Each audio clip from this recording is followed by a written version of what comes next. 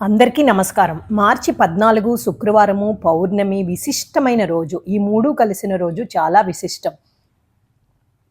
పాల్గొన పౌర్ణమి రోజు లక్ష్మీ జయంతి జరుపుకుంటారు. శ్రీ వైష్ణవ సాంప్రదాయంలో ఉన్న దేవాలయాలలో లక్ష్మీ జయంతి చాలా గొప్పగా జరుపుకుంటారు. ఈ రోజున లక్ష్మీదేవి పాలకడని నుంచి ఉద్భవించిన రోజు కాబట్టి నెగెటివ్ ఎనర్జీ పోయి శుద్ధ శక్తి అవతరించుకుంది.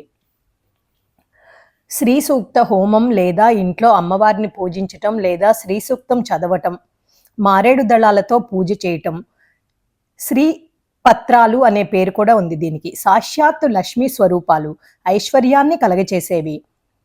తామర పువ్వులంటే అమ్మవారికి చాలా ఇష్టం. ఈ పువ్వులతో పూజ చేయటం వల్ల మోక్షం లభిస్తుంది అంటారు. లక్ష్మికి ప్రీతి పసుపు. పసుపు నీళ్లతో ఆమెకు అభిషేకం చేయడం చాలా ముఖ్యం.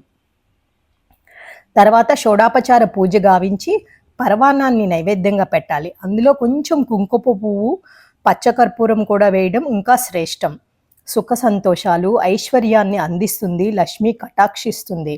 ముత్తైదులకి వాయనం, దానం ఇలాంటివి కూడా చేయవచ్చు.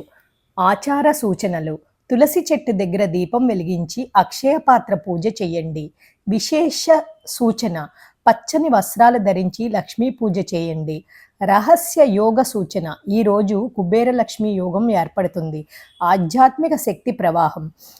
ఏదీ వీలు లేకపోతే లక్ష్మీ అష్టోత్రం, ఆమెను కనకదార స్తోత్రమైనా చదవండి. లక్ష్మీదేవి అనేది శక్తి సంపద యొక్క ప్రతీక. ఆమె పూజ ద్వారా ఆధ్యాత్మిక శక్తులు మెరుగవుతాయని నమ్మకం. ఇది కేవలం జయంతి కాదు, శ్రీ సూక్త పారాయణం వల్ల చక్రాలు యాక్టివేట్ అవుతాయి. విశేషంగా సోలార్ ఫ్లెక్సెస్ అంటే మణిపుర చక్రం శక్తివంతం అవుతుంది. ఇది ఆర్థిక స్థిరత్వాన్ని సహాయపడుతుంది. ఓం హ్రీం శ్రీం శ్రీ మహాలక్ష్మీ నమః అని 108 సార్లు జపిస్తే అదృష్ట దశ ప్రారంభమవుతుంది. ఇంకా ఇలాంటి రహస్యాలు తెలుసుకోవాలంటే ఫాలో అవ్వండి. మీతో అనురాధ కంచర్ల. ఓం తస్సత్.